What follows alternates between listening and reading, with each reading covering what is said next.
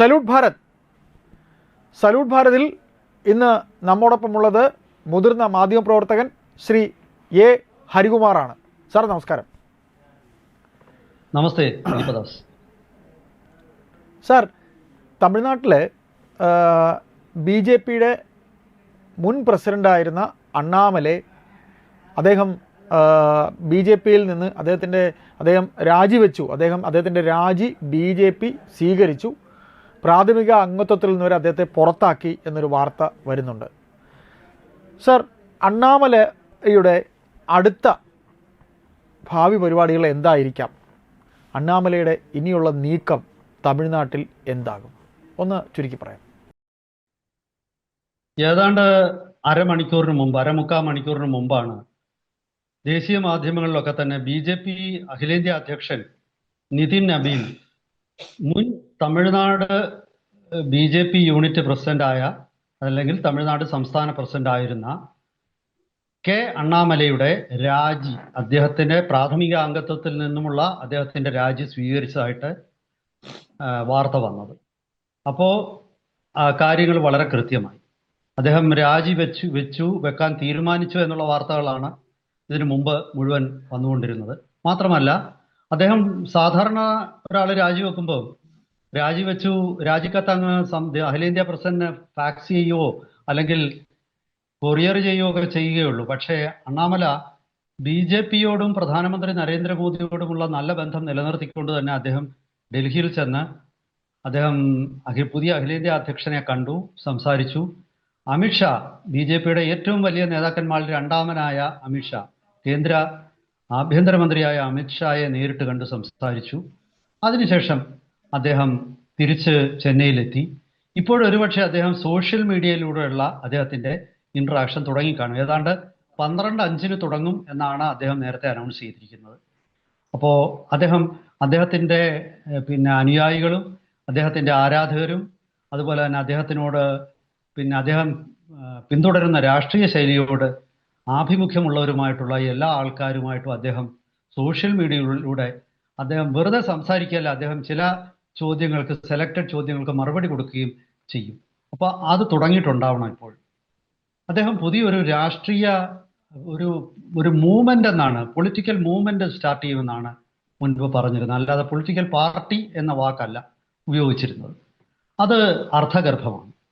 അദ്ദേഹം 2-3 ഘടകങ്ങളാണ് അദ്ദേഹത്തിന്റെ ജനപ്രിയതയ്ക്ക് പിന്നിലുണ്ടായിരുന്നത്. ഒന്ന്, അദ്ദേഹത്തിന്റെ കറകളഞ്ഞ ദേശീയത, അദ്ദേഹത്തിന്റെ കറകളഞ്ഞ ഹിന്ദു എന്ന ഐഡന്റിറ്റി. മൂന്നാമത്, അദ്ദേഹം 100% തമിഴ് സംസ്കാരത്തിൽ അടിയുറച്ചു നിൽക്കുന്നത്. അങ്ങനെ 3 ഘടകങ്ങളെ സംയോജിപ്പിച്ചുകൊണ്ടാണ് അണ്ണാമല തമിഴ്നാട്ടിൽ ഒരു ജനപ്രിയ നേതാവായി ഉയർന്നു വന്നത്. ഈ ഉയർച്ചയിൽ അദ്ദേഹത്തിന് ചില ബുദ്ധിമുട്ടുകൾ ഉണ്ടായി കാണണമെന്നാണ് ഞാൻ കരുതുന്നത്. ഇതിനകത്തിൽ ഒരു പ്രതിസന്ധി, തെക്കേ ഇന്ത്യയിലെ BJPയുടെ ഓർഗനൈസേഷൻ, സംഘടനാ ചട്ടക്കൂടും അണ്ണാമല എന്ന അതിപ്രഗത്ഭനായ നേതാവ്, അദ്ദേഹം ഇംഗ്ലീഷിൽ അതിനൊരു വാക്കുണ്ട്, ഒരു കൊളോസസ്, ഒരു അതികായൻ, ആകാശം മുട്ടയുള്ളൊരു വ്യക്തിത്വം. ആ വ്യക്തിത്വത്തിന് ഒതുങ്ങി നിൽക്കാൻ പറ്റുന്ന ഒരു വലിയ ചട്ടക്കൂട് തമിഴ്നാട്ടിൽ BJPക്ക് ഇല്ല. നമുക്കൊരു കാര്യം അറിയാം, അണ്ണാമല BJP സംസ്ഥാന പ്രസിഡന്റ് ആയിരുന്നപ്പോൾ വെറും 3% അതിൽ താഴെ മാത്രം വോട്ട് ഷെയർ ഉണ്ടായിരുന്ന തമിഴ്നാട് BJP, അദ്ദേഹം ഈ കഴിഞ്ഞ ലോക്സഭാ തെരഞ്ഞെടുപ്പിൽ അണ്ണാമലയുടെ നേതൃത്വത്തിൽ ലോക്സഭാ തെരഞ്ഞെടുപ്പിൽ ഒറ്റയ്ക്ക് മത്സരിച്ചിട്ട് അത് 11.7 വർദ്ധിപ്പിച്ചു. നിസ്സാര വർധനയല്ല.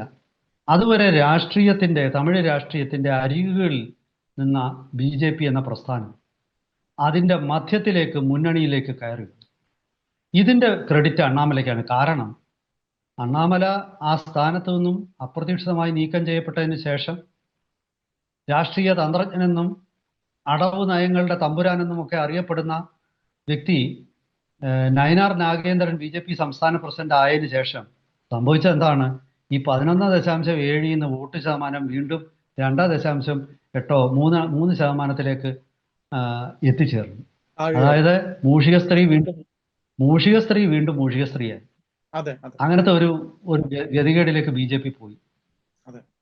ഇനിയും ബി ജെ പിയെ സംബന്ധിച്ചിടത്തോളം തമിഴ് രാഷ്ട്രീയത്തിലെ അണ്ണാമലയെ പോലൊരാളിനെ കിട്ടാൻ അത്ര എളുപ്പമല്ല. നമ്മൾ പറയും വ്യക്തിയല്ല രാഷ്ട്രീയ പ്രസ്ഥാനം എന്നൊക്കെ നമ്മൾ പറയുമെങ്കിലും വ്യക്തിക്കും രാഷ്ട്രീയ പ്രസ്ഥാനത്തിൽ വലിയ റോളുണ്ട്.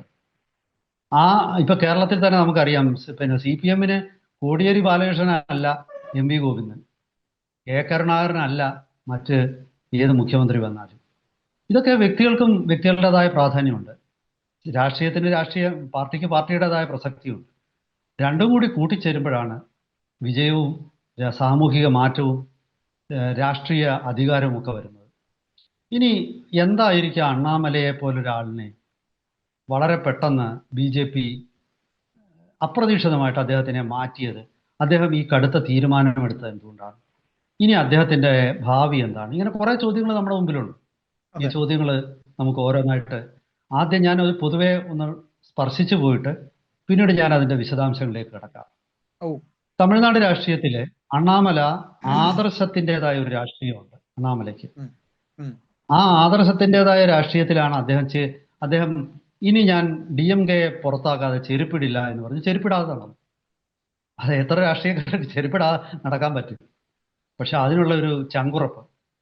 അതിനിടയ്ക്ക് അദ്ദേഹം ഈ അവിടുത്തെ ചില പ്രതിസന്ധികളും അഴിമതികളും അതുപോലെ അങ്ങനെയൊക്കെയുള്ള കുറേ വിഷയങ്ങളുടെ അടിസ്ഥാനത്തിൽ അദ്ദേഹം സ്വന്തം ശരീരത്തിൽ ചാട്ടവാർ വെച്ചടിച്ച് 21 അടിയോ എന്തോ കൊടുത്തിട്ട് അദ്ദേഹം അത് വലിയ വാർത്തയായി. അദ്ദേഹത്തിന് നാടകീയതയുണ്ട് കുറച്ച്. അത് തമിഴ് രാഷ്ട്രീയത്തിന് നാടകീയതയാണ്. തമിഴ് നമുക്കറിയാം, ശിവാജി ഗണേശന്റെ ഒക്കെ സിനിമകളുടെ അഭിനയത്തിലും വലിയ ഇപ്പൊ രജനീകാന്ത് സിഗരറ്റ് ഇങ്ങനെ മുകളിലോട്ട് ഇട്ടിട്ട് 3-4 കറക്കിയിട്ട് വീണ്ടും അദ്ദേഹത്തിന്റെ വിരലുകൾക്കിടയിൽ വരുന്നത്. അത് കേരളത്തിൽ ഈ നാടകീയതയ്ക്ക് വലിയ സ്ഥാനമില്ല. കേരളത്തിൽ സ്വാഭാവികതയ്ക്കാണ് അഭിനയത്തിൽ. പക്ഷെ തമിഴിൽ അങ്ങനല്ല. അവിടെ വലിയ നാടകീയതയുണ്ട്. അത് സിനിമയിൽ മാത്രമല്ല, രാഷ്ട്രീയത്തിലുണ്ട്. അപ്പൊ അണ്ണാമല അതൊക്കെ ഉൾക്കൊള്ളുന്ന ആളാണ്.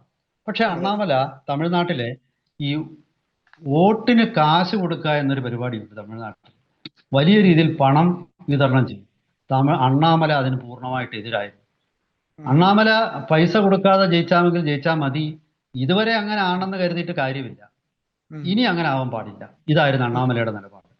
ഇങ്ങനെ കുറെ അദ്ദേഹത്തിന്റെ ആദർശങ്ങളുണ്ടായിരുന്നു. ഈ ആദർശം കൊണ്ട് എങ്ങും എത്തത്തില്ല എന്നൊക്കെയുള്ള ചിന്തയിലാണ്. അതെങ്ങനെയോ BJPയുടെ കേന്ദ്ര നേതൃത്വവും അത് ഉൾക്കൊണ്ടു. അവിടെയാണ് അണ്ണാമലയെ പുറത്താക്കിയതെന്ന് പറയുന്നു. നമുക്ക് ഇരുകൂട്ടരും ഇത് കൃത്യമായിട്ട് ഞാൻ ഇന്ന കാരണം കൊണ്ട് പുറത്തായി എന്ന് പറയുന്നില്ല. അണ്ണാമലൈ ഇന്ന കാരണം കൊണ്ട് ഇയാളെ ഞങ്ങൾ മാറ്റി സംസ്ഥാന പ്രസിഡന്റ് അധ്യക്ഷ സ്ഥാനത്തൊന്നും മാറ്റിയെന്ന് BJPയും പറയുന്നില്ല. അപ്പൊ പിന്നെ നമുക്ക് അത്ര വ്യക്തമല്ലെങ്കിലും അതൊരു ഘടകം തന്നെ ആയിരുന്നിരിക്കണം.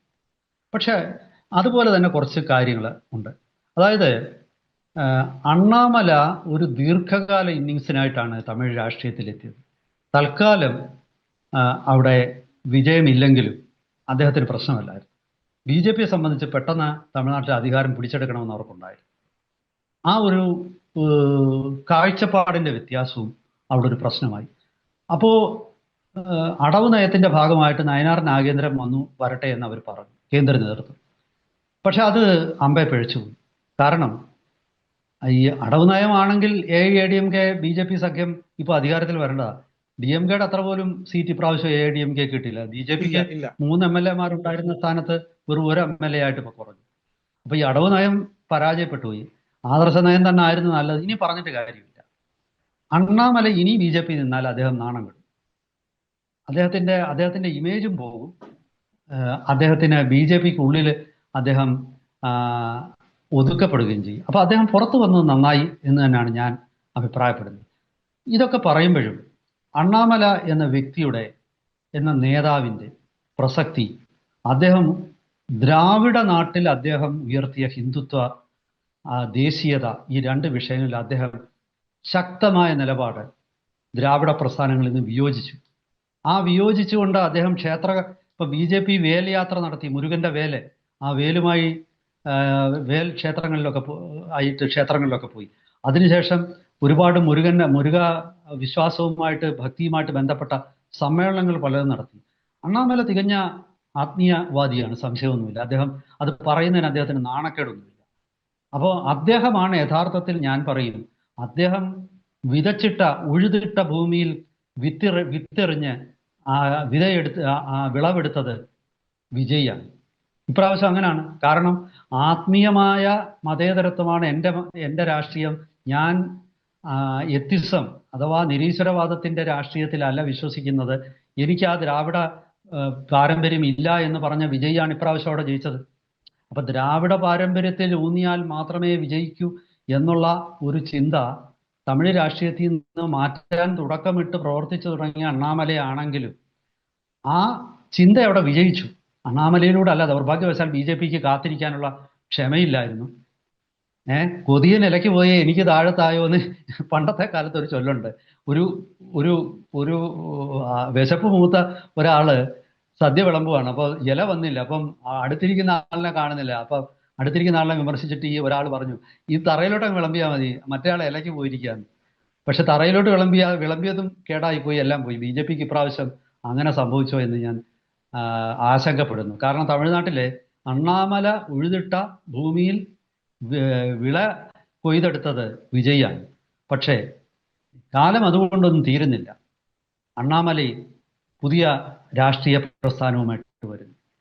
ഈ രാഷ്ട്രീയ പ്രസ്ഥാനം എൻ്റെ അഭിപ്രായത്തിൽ അദ്ദേഹത്തിൻ്റെ പ്രസക്തി, അദ്ദേഹത്തിൻ്റെ ദേശീയതയും ഹിന്ദുത്വവും തമിഴ് വ്യക്തിത്വം, ഇത് മൂന്നുമായിട്ട് ചേരുന്ന ഒരു മഹാവ്യക്തിത്വം. അതായത് തമിഴ്നാട്ടിൽ മാത്രം ഒതുങ്ങി നിൽക്കുന്നില്ല അണ്ണാമലയുടെ സ്വാധീനം. അദ്ദേഹം കേരളത്തിൽ ഒരുപാട് വിഷയങ്ങളിൽ വന്നിരുന്നു. കേരളത്തിൽ വെള്ളപ്പൊക്കം ഉണ്ടായപ്പോഴൊക്കെ അദ്ദേഹം അവിടെ വന്നിട്ട്, അതുപോലെ വയനാട്ടിലെ ദുരന്ത സ്ഥലത്തുമൊക്കെ അദ്ദേഹം സഹായിച്ചിരുന്നു. ഇങ്ങനെ ഉള്ള അന്യ സംസ്ഥാനങ്ങളിലും പോയിട്ട് അവിടുത്തെ ദുരിതങ്ങളിൽ അവിടുത്തെ ജനങ്ങളോടൊപ്പം ചേർന്ന് നിൽക്കുന്ന, അവരെ ചേർത്ത് പിടിക്കുന്ന ഒരു വലിയ രാഷ്ട്രീയ വ്യക്തിത്വം. ഞാൻ 2-3 കാര്യങ്ങളിൽ അദ്ദേഹത്തിന് എൻ്റെ ഒരു തമിഴ് സംസ്കാരത്തെക്കുറിച്ചും സമൂഹത്തെക്കുറിച്ചുമുള്ള അദ്ദേഹത്തിൻ്റെ അറിവ്, അത് പലപ്പോഴും ഞാൻ ശ്രദ്ധിച്ചിട്ടുണ്ട്. അതായത് അദ്ദേഹത്തിൻ്റെ ഇൻ്റർവ്യൂകളിൽ പലതിലും അദ്ദേഹം ഈ ഒരു വിഷയം പറയുമായിരുന്നു. അത് ഞാൻ ഒരു കാര്യം, പിന്നെ അദ്ദേഹത്തിൻ്റെ ഒരു ഇൻ്റർവ്യൂ കേൾക്കുന്നത് വരെ ഞാൻ ചിന്തിച്ചിരുന്ന ഒരു വോട്ട് ശതമാനമല്ല തമിഴ് രാഷ്ട്രീയത്തിലെ നിർണായകമെന്ന് എനിക്ക് മനസ്സിലായി. അദ്ദേഹം ഒരു കാര്യം അദ്ദേഹത്തിനോട് പലരും ചോദിച്ചു, AIDMKയും DMKയും പിന്നെ മാത്രം വിജയിക്കുന്ന തമിഴ്നാട്ടിൽ മറ്റൊരു രാഷ്ട്രീയ പാർട്ടിക്ക് എന്താ പ്രസക്തി എന്ന് ചോദിച്ചു. അദ്ദേഹം അതിന് കൃത്യമായ മറുപടി പറഞ്ഞു, അത് നിങ്ങളുടെ തെറ്റിദ്ധാരണയാണ്. വർഷങ്ങളായിട്ട് AIDMKയ്ക്കും DMKയ്ക്കും 30% താഴെയാണ് വോട്ട് കിട്ടുന്നത്. അവർ വിജയിക്കുന്നത് അവരുടെ രാഷ്ട്രീയ സഖ്യം കൊണ്ടാണ്. കോൺഗ്രസ്, കമ്മ്യൂണിസ്റ്റ് പാർട്ടികൾ, മറ്റ് MDMK എന്ന് പറയുന്ന പാർട്ടി, അല്ലെങ്കിൽ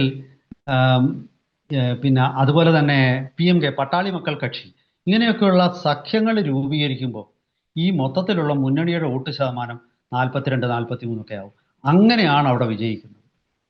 അല്ലാതെ നിങ്ങൾ വിചാരിക്കുന്ന പോലെ മറ്റു രാഷ്ട്രീയ പാർട്ടി. ഞാനൊന്ന് ഇടപെടുകയാണ് സാർ. അതായത് ഇനിയിപ്പോ നമ്മുടെ ഈ സംസാരത്തിന്റെ ഒരു ചുരുക്കെഴുത്തിലേക്ക് നമ്മൾ വരുമ്പോൾ, വിജയ്ക്ക് എതിരെ ഒരു പ്രതിനായകനായി, അതായത് വിജയ് ഇപ്പോൾ അദ്ദേഹം ഉഴുതിട്ട ഭൂമിയിൽ വിളവ് ഉണ്ടാക്കി എന്ന് പറയുകയാണെങ്കിൽ, വിജയ്ക്കെതിരെ മറ്റൊരു രാഷ്ട്രീയവുമായി, പ്രാദേശിക രാഷ്ട്രീയവുമായി അണ്ണാമലൈ വരും എന്ന് നമ്മൾ കരുതേണ്ടതുണ്ടോ? അതുകൂടെ പറഞ്ഞുകൊണ്ട് നമുക്ക് ഈ സംസാരം അവസാനിപ്പിക്കാം. തീർച്ചയായിട്ടും അവിടെയാണ് അണ്ണാമലയുടെ പ്രസക്തി. അണ്ണാമലൈ തമിഴ് രാഷ്ട്രീയത്തിലെ കഴിഞ്ഞ സ്റ്റാലിൻ മുഖ്യമന്ത്രി ആയിരുന്നപ്പോൾ അണ്ണാമലൈ MLA അല്ലായിരുന്നു. പക്ഷെ അദ്ദേഹത്തിന് പ്രതിപക്ഷ നേതാവിനെ പോലെ ആയിരുന്നു അദ്ദേഹത്തിന് വലിയ വിസിബിലിറ്റി ആയിരുന്നു. അത് സമൂഹത്തിലും മാധ്യമങ്ങളിലും ഒക്കെ തന്നെ അണ്ണാമലൈക്ക് വലിയ വിസിബിലിറ്റി ഉണ്ടായി. ആ വിസിബിലിറ്റി അദ്ദേഹത്തിന് എല്ലാ വിഷയങ്ങളിലും സ്റ്റാലിൻ്റെ എല്ലാ തെറ്റുകളും ചൂണ്ടിക്കാണിക്കാനും DMKയുടെ എല്ലാ അപജയങ്ങളെയും തുറന്നു കാണിക്കാനുമുള്ള ശക്തിയായി അങ്ങനെ മാറിയപ്പോഴാണ് ദൗർഭാഗ്യവശാൽ അദ്ദേഹത്തിനെ പ്രസിഡന്റ് സ്ഥാനത്തു നിന്നും മാറ്റിയത്. അപ്പോൾ അദ്ദേഹത്തിന് അറിയാം അങ്ങനെ നിറഞ്ഞു നിൽക്കാൻ രാഷ്ട്രീയത്തിൽ. തീർച്ചയായിട്ടും വിജയ്ക്ക് ഒരു ബദലായിട്ട് വിജയിയുടെ ഏത് തെറ്റുകളും, അദ്ദേഹം തെറ്റു ചെയ്താൽ അതുപോലെ ശരി ചെയ്താൽ പിന്നെ അനുമോദിക്കുകയും ചെയ്യുന്ന ആളാണ് അണ്ണാമലൈ. അപ്പോൾ അങ്ങനെയും അദ്ദേഹം വിസിബിലിറ്റി ഉണ്ടാക്കും. തമിഴ്നാട്ടിൽ എനിക്ക് തോന്നുന്നത് DMKയും AIDMKയും ഒക്കെ തന്നെ അതിൻ്റെ അപജയ ഘട്ടത്തിലൂടെ പോവുകയാണ്. സ്വാഭാവികമായിട്ടും അണ്ണാമലൈ ആയിരിക്കും ഇനി അവിടുത്തെ പ്രതിപക്ഷ നേതാവായി വരുന്നത്. പക്ഷെ ഒരു കാര്യം കൂടെ പറഞ്ഞ് ഞാൻ അവസാനിപ്പിക്കാം. അണ്ണാമലൈ ഈ കാട് കാണും പക്ഷെ മരം കാണാത്തവരുണ്ട്, മരം കാണും പക്ഷെ കാട് കാണാത്തവരുണ്ട്. ഇംഗ്ലീഷിൽ ഒരു ചൊല്ലുണ്ട്, missing the woods for the trees. ഇവിടെ അണ്ണാമലൈ തമിഴ്നാട്ടിൽ ഉടനീളം അദ്ദേഹം വലിയ നേതാവായെങ്കിലും സ്വന്തമായിട്ട് വിജയിക്കാൻ ഒരു മണ്ഡലം നർച്ചർ ചെയ്തെടുക്കാൻ, അതിനെ വളർത്തിക്കൊണ്ടുവരാൻ അദ്ദേഹത്തിന് കഴിഞ്ഞില്ല. അവിടെ അദ്ദേഹത്തിന് ഒരു പാളിച്ച പറ്റി. അദ്ദേഹത്തിന് അതുപോലെ തന്നെ ഒരുപക്ഷെ തമിഴ്നാട്ടിലെ ഏറ്റവും വലിയ സമുദായമായ കൊങ്കുവെള്ള ആണെന്ന് തോന്നുന്നു അദ്ദേഹം. ആ കൊങ്കുവെള്ളാള സമുദായത്തിന്റെ ഏക ശബ്ദമായിട്ട് മാറാനും, കാരണം തമിഴ് രാഷ്ട്രീയത്തിൽ ജാതിക്ക് സ്ഥാനമുണ്ട്. ജാതിക്ക് അതീതനായ ഹിന്ദുവാണ് അണ്ണാമലൈ. പക്ഷെ കാര്യമില്ല, തമിഴ് രാഷ്ട്രീയത്തിൽ അതുണ്ട്. ഇവിടെയൊക്കെ അദ്ദേഹം ഒരു പുനർചിന്തനം നടത്തി. ആദ്യം കൊങ്കുവെള്ളാളുടെ നേതാവായി, പിന്നെ മുഴുവൻ ഹിന്ദുക്കളുടെ നേതാവായിട്ട്, ആദ്യം ഒരു പ്രദേശത്തിന്റെയും ഒരു അസംബ്ലി മണ്ഡലത്തിന്റെ നേതാവായി വന്ന് അവിടുന്ന് വിജയിച്ച് പിന്നെ മുഴുവൻ തമിഴരുടെയും നേതാവായിട്ട് മാറാൻ അദ്ദേഹത്തിന്റെ ഈ കഴിഞ്ഞ സമയത്തെ അദ്ദേഹത്തിന്റെ ചെറിയ പാളിച്ചകളും തിരിച്ചറിഞ്ഞ് അതൊക്കെ തന്നെ പരിഹരിച്ച് അദ്ദേഹത്തിന് ഓൾറെഡി തന്നെ അദ്ദേഹം തമിഴ്നാട്ടിലെ വലിയ വിസിബിലിറ്റി ഉള്ള നേതാവാണ്. വരും ദിവസങ്ങളിലും അദ്ദേഹത്തിന് വിസിബിലിറ്റി ഉണ്ടായിരിക്കും. അദ്ദേഹം തീർച്ചയായിട്ടും വിജയ്ക്ക് ഒരു ബദലായിട്ട് തന്നെ വരുമെന്ന് തന്നെയാണ് ഞാൻ കരുതുന്നത്. കൂടുതൽ വിശദാംശങ്ങളുമായിട്ട് നമുക്ക് പുതിയ സംഭവ വികാസങ്ങൾ ഉണ്ടാകുന്ന മുറയ്ക്ക് തന്നെ നമുക്ക് വീണ്ടും പ്രേക്ഷകരെ സമീപിക്കാം. അതുവരെ എല്ലാവർക്കും നമസ്കാരം. Thank you sir, thank you.